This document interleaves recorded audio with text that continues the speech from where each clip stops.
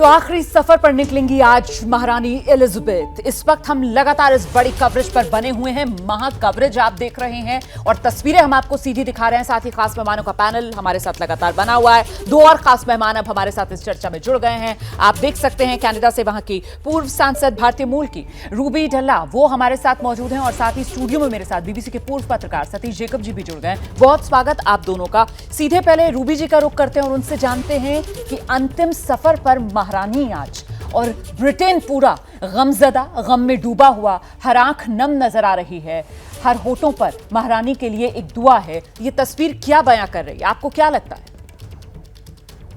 I think कि जैसे आपके जो पहले बात कर रहे थे कि जितने भी एबीपी न्यूज़ को सुन रहे हैं सबको ये मालूम पड़ा है, सिर्फ एबीपी न्यूज़ में नहीं पर सब दुनिया में, कि जो एक क्वीन थी, एक दुनिया की एक महारानी नहीं थी, उनकी एक माँ थी। जैसे ग्रैंड मदर होती है, उनकी किसी लोगों की दादी समझते थे, उनको अपनी नानी समझते थे। तो सब दुनिया उनसे बहुत ही प्यार करते थे। तो हम देखते हैं कि जो उनका अखीरले वाले दिन थे, जो उनका फ्यूनरल हो रहा है कल को, कि सब दुनिया उनको कितना प्यार दे रही है, कितनी मोहब्बत दे रही है, because she was the people, the queen's people and the queen's grandmother. बिल्कुल, महलों की रानी नहीं, जनता की रानी। वो रानी जो महल से बाहर निकलकर जनता से सीधा जुड़ना चाहती थी, संवाद करना चाहती थी, उसके हर दुख सुख में उसके साथ खड़ी हुई थी। और हाल ही में जब महामारी कोरोना की आई, उस दौरान भी महारानी ने जो उनकी भूमिका थी उसको बखूबी निभाया। रूबी जी, आप किस तरीके से याद करेंगे, खासतौर से कुछ मुलाकात जो आपकी हुई हो महारानी से, जो आज आपके जहन में आ रहा हो, जिसको आप शेयर करना चाहें दर्शकों के साथ?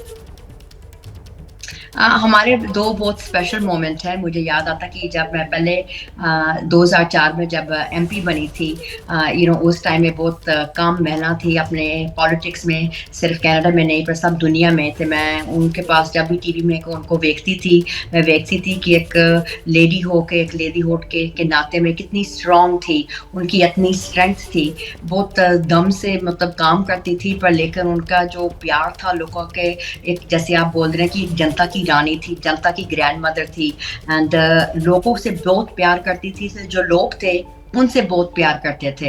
एंड थोड़े से साल बाद जब मैं इलेक्ट हुई थी 2008 में, मुझे टाइम याद आता कि उन्होंने जो 10 यंग लीडर हैं दुनिया में, उन्होंने विंडसर कैसल में बुलाए थे। तो उनका जो बेटा है प्रिंस एडवर्ड, उनसे हमारा मुलाकात हुई थी, उनसे बात करने का एक मौका मिला था। एंड जब बात के साथ की थी उस टाइम की मुझे मालूम पड़ा था कि वो अपने माँ से कितना प्यार करते हैं।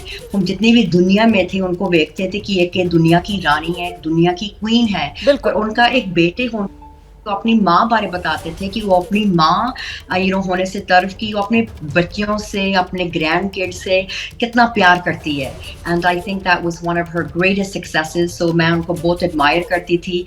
उनकी एक बहुत ग्रेस थी, एक बहुत क्लास थी। जब कपड़े भी पहनते थी इतने स्टाइल वाले, इतने मतलब क्लासी वाले, की सब दुनिया देखती थी कि एक लेडी होने के नाते कि उन्हें अपने कितना इज्जत, कितनी रिस्पेक्ट, सिर्फ लंदन ब्रिटिश में लोगों के साथ नहीं पर सब दुनिया में कितनी बनाई थी। बिल्कुल एक ही शख्सियत और उसके अलग अलग अंदाज, लेकिन किसी भी अंदाज में कोई विरोधाभास नहीं, सीधे सीधे दिलों से जुड़ाव ब्रिटेन के लोगों से।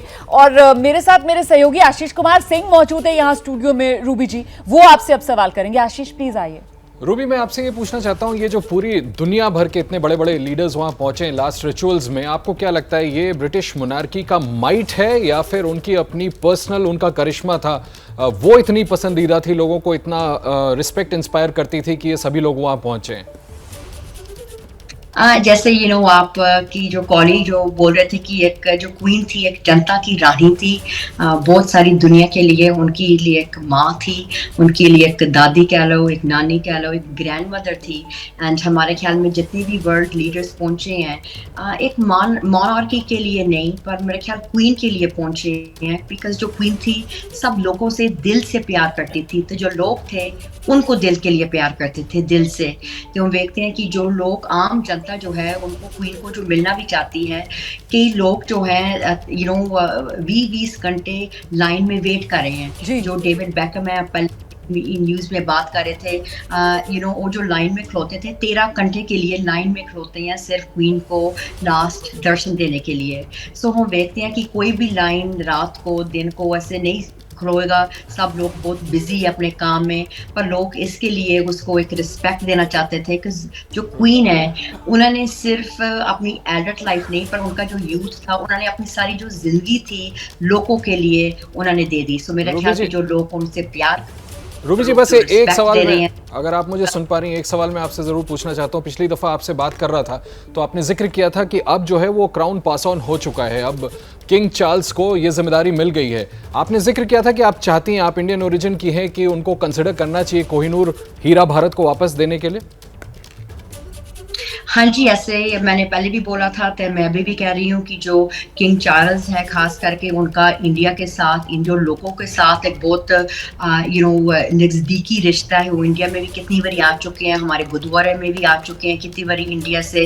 एंड मैं उनको ये रिक्वेस्ट करती हूँ कि जितने भी आपने लोग ABP न्यूज़ को सुन रहे हैं, हम सब इकट्ठे होकर, पावे कोई इंडिया में रहता है, कनाडा में जैसे मैं रहती हूँ, कोई अमेरिका में, जो भी कोई ABP न्यूज़ को सुन रहा है, हम सब लोग इकट्ठे होकर एक रिक्वेस्ट करिए किंग चार्ल्स से कि जो हमारा इंडिया का खून हो रहा है, और जो खून हो रहा है, जूल है, हमारा डायमंड है, वो वापस आना चाहिए इंडिया से। एंड जो किंग चार्ल्स हमारे लिए इतना कुछ कर देंगे, हमारा ख्याल के लिए, कि सब जिंदगी के लिए हम उनका कभी देना नहीं भूल पाएंगे। क्या मजबूरी है मेरी, बताइए। मैं अभी आपको बताती हूँ कि मैंने ओए होए होए होए होए, नमकीन के चटकारे लेते हुए टकटकी मार के डिबेट शो को पॉज रिपीट कर कर के देख रहे हैं जोगिंदर जी। इनकी तरह आप भी देखें अपने फेवरेट डिबेट्स को रिपीट कर, और डाउनलोड कीजिए ABP लाइव ऐप अपने स्मार्ट टीवी पर।